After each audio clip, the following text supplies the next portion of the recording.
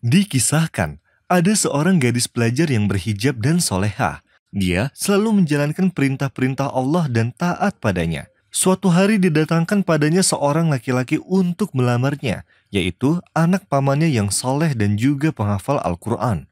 Akan tetapi, ayah dari gadis itu menolak lamaran untuk anaknya. Maka gadis itu berkata pada ayahnya dengan sopan, "Wahai ayahku, aku akan mengingatkanmu dengan hadis Rasulullah Shallallahu Alaihi Wasallam. Jika datang pada kalian pelamar yang mana kalian ridhoi agama dan akhlaknya, maka nikahkanlah. Jika tidak, maka itu akan menjadi fitnah di bumi dan juga kerusakan yang tidak disengaja." Ayahnya pun marah terhadap gadis itu.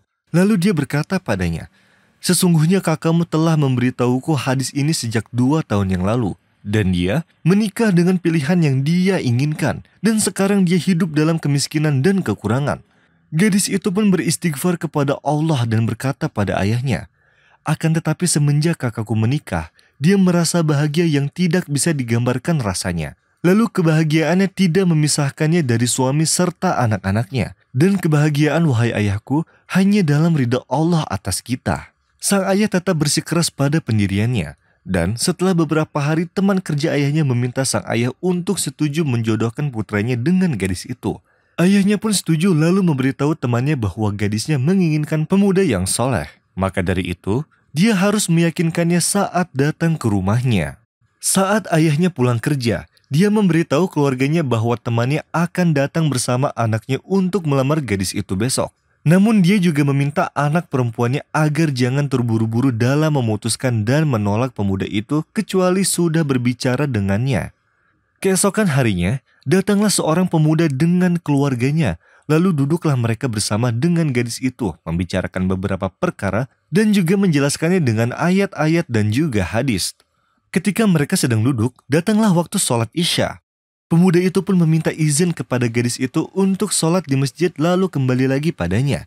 Setelah itu sang gadis tidak ragu lagi atas tindakan pemuda itu yang mana dia setuju atas pertunangan itu serta meyakinkan diri bahwa pemuda itu tidak menzoliminya. Setelah 2 hari pertunangan, si pemuda menghubungi gadis itu sebanyak 4 kali. Namun setiap dia menelpon tidak ada satupun telepon yang diangkat. Dan kelima kalinya dia menghubungi si gadis setelah jam 10 malam, teleponnya pun diangkat oleh gadis itu. Pemuda itu pun langsung marah dan berkata, "Aku yakin aku adalah pemuda kaya yang tampan dan seluruh gadis-gadis menginginkanku. Dan aku tidak terima pembodohan ini darimu. Kenapa kau tidak mengangkat teleponku sepanjang hari? Apa alasanmu? Mungkin kau akan mengatakan bahwa aku akan mengabarimu, tapi aku malah tertidur.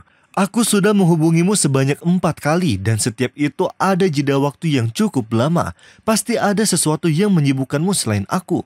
Gadis itu pun berkata dengan tenang, "Seharusnya kau memulai dengan salam dan aku akan menjawabnya. Dan benar tentang 4 panggilan itu, aku sibuk dengan selainmu. Dan saat aku bersamanya, aku lupa dengan dunia dan seluruh isinya, dan tidak akan menjawab panggilan apapun."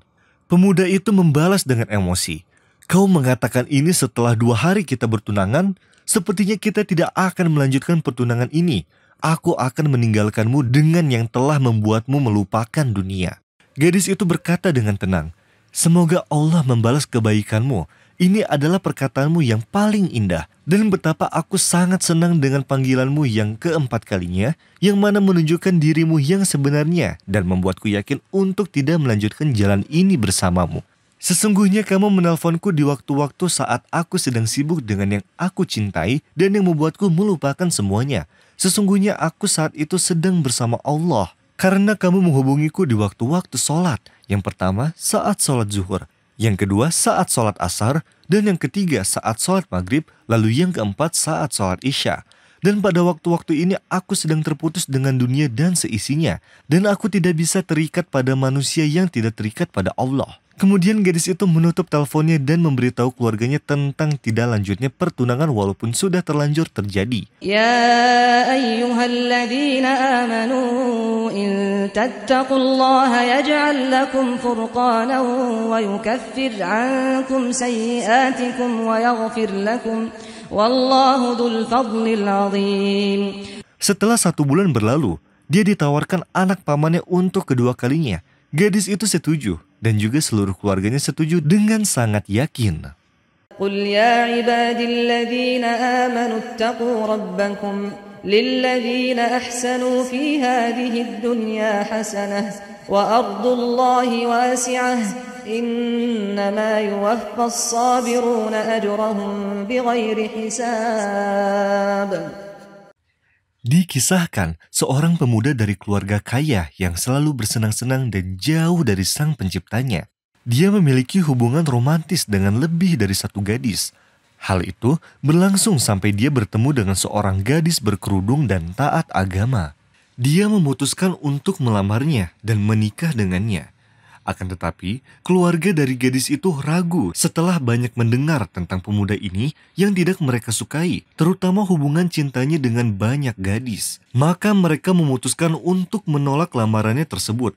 Akan tetapi, wanita itu berkata pada ayahnya, "Aku akan berbicara padanya. Setelah itu, baru aku yang akan memutuskan pilihanku." Saat pemuda itu bertemu dengan wanita tersebut, wanita itu berkata padanya, "Kamu harus menyelesaikan hubunganmu dengan wanita lainnya dan mendekatkan diri pada Allah dengan berbuat baik.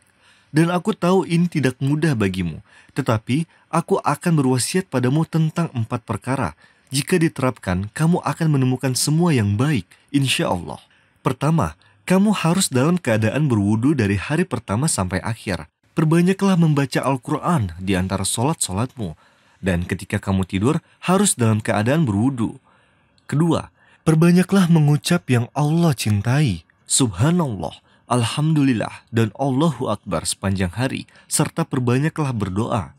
Ketiga, bersedekahlah setiap hari, mensucikan harta dengan zakat dan mengobati orang sakit dengan sedekah. Keempat, perbanyaklah memuji Allah yang Maha Esa.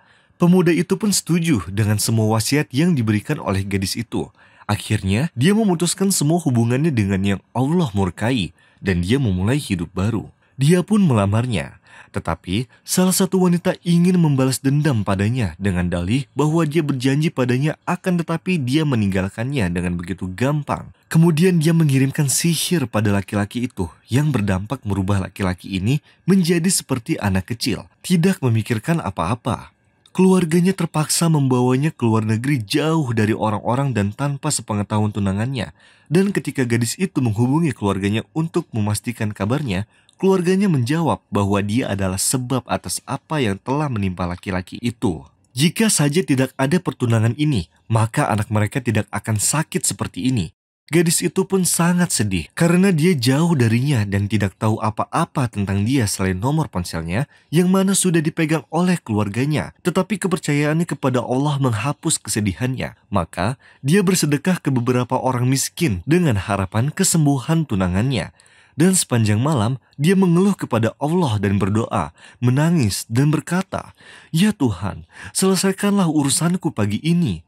Dengan angin pagi, Allah mengabulkan doanya.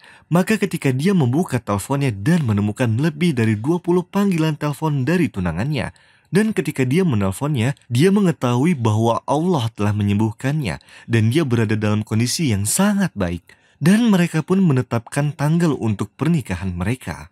وَمَنْ يَتَّقِ اللَّهَ يَجْعَلْ لَهُ مَخْرَجًا وَيَرْزُقْهُ مِنْ حَيْثُ لَا يَحْتَسِبُ وَمَنْ يَتَوَكَّلْ عَلَى اللَّهِ فَهُوَ حَسْبُهُ إِنَّ اللَّهَ بَالِغُ أَمْرِهِ قَدْ جَعَلَ اللَّهُ لِكُلِّ شَيْءٍ قَدْرًا. Dikisahkan, seorang wanita berusia 40 tahun yang rajin sholat serta membaca Al-Quran. Dia adalah sosok yang begitu rajin sehingga banyak orang yang iri padanya. Dia selalu datang ke tempat anak-anaknya sekolah untuk menanyakan tentang pencapaian dan nilai mereka. Setiap waktu zuhur, di bawah teriknya matahari yang membakar, dia selalu menunggu kedua anaknya di jalan, yang mana jarak dari rumah ke sekolahnya sekitar 0,5 kilometer, agar dia bisa menjemput kedua anaknya pulang. Dan dia selalu membawa tas anak-anaknya sepanjang perjalanan pulang. Lalu setelah dia menyiapkan makan siang setengah jam kemudian, dia kembali menunggu anak perempuannya yang lain agar bisa pulang bersamanya. Kemudian, dia bersama anaknya yang kecil menunggu di sekolah sore harinya dan selalu duduk dari jam 4 sore hingga jam 8 malam. Karena rumahnya yang jauh dari sekolah, dia menggunakan transportasi umum setiap harinya. Dia selalu bertamu ke sekolah dan tidak pernah mengeluh ataupun bosan. Semua yang ada di sekolah sangat menghormati karena sifat keibuannya dan cintanya pada anak-anaknya. Juga selalu mengawasi mereka setiap hari, walaupun kemiskinan membebaninya. Anaknya yang paling kecil yang jam sekolahnya sore tidak mau duduk kecuali ibunya berada di depan kelas. Maka dari itu, ibunya selalu menjadi tamu yang lama setiap hari di depan kelas anaknya di atas kursi kayu yang sandarannya rusak. Para penghuni sekolahan iri dengan kesabaran dan ketegarannya dalam mengurus anak-anaknya karena kecintaannya terhadap mereka.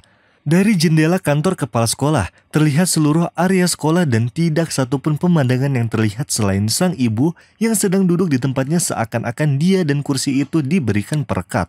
Dia membaca Al-Quran dan berzikir dengan khusyuk. Pada saat azan maghrib, dia pergi ke masjid sekolah untuk sholat bersama para guru.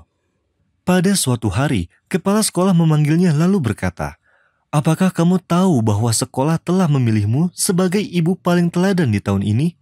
Wanita itu terkejut dan keheranan seakan-akan tidak percaya akan ini semua. Dia pun berkata, "Aku?" Lalu kepala sekolah berkata, "Ya, siapa lagi selain kau dari kota ini yang layak mendapatkannya bahkan di negeri ini sekalipun?" Wanita itu menangis sejadi-jadinya, yang membuat kepala sekolah malu karena kabar ini ternyata membuatnya menangis. Lalu dia bertanya, "Kenapa kau menangis seperti ini? Bukankah kamu seharusnya senang karena kami telah memilihmu?" Wanita itu berkata, "Tentu saja aku senang. Aku hampir mati karena bahagia. Tapi sebenarnya aku bukan ibu mereka. Aku melakukan ini bukan agar aku mendapat julukan sebagai ibu teladan. Ibu mereka telah wafat sejak lama. Aku adalah istri dari ayah mereka. Aku belum diberi karunia oleh Allah dengan anak-anak. Maka dari itu, mereka adalah duniaku dan hidupku juga kebanggaanku. Mungkin saja jika aku punya anak-anak, aku tidak akan mencintai mereka seperti sekarang." Lalu dia mengangkat kepalanya dan mengalir air matanya, dan bertanya pada kepala sekolah, "Saudaraku, bisakah aku menjadi ibu yang baik? Aku hanya berharap aku bersama Rasulullah di surga, dan dialah yang memberitahuku tentang ini saat dia berkata aku dan rombongan yatim sangat dekat di surga." Kepala sekolah tersentuh setelah mendengar hal mengejutkan yang membuatnya meneteskan air mata dan menggetarkannya. "Sungguh, kamu adalah ratu dari seluruh ibu." وآتوا اليتامى أموالهم ولا تتبدلوا الخبيث بالطيب ولا تأكلوا أموالهم إلى أموالكم إنه كان حوبا كبيرا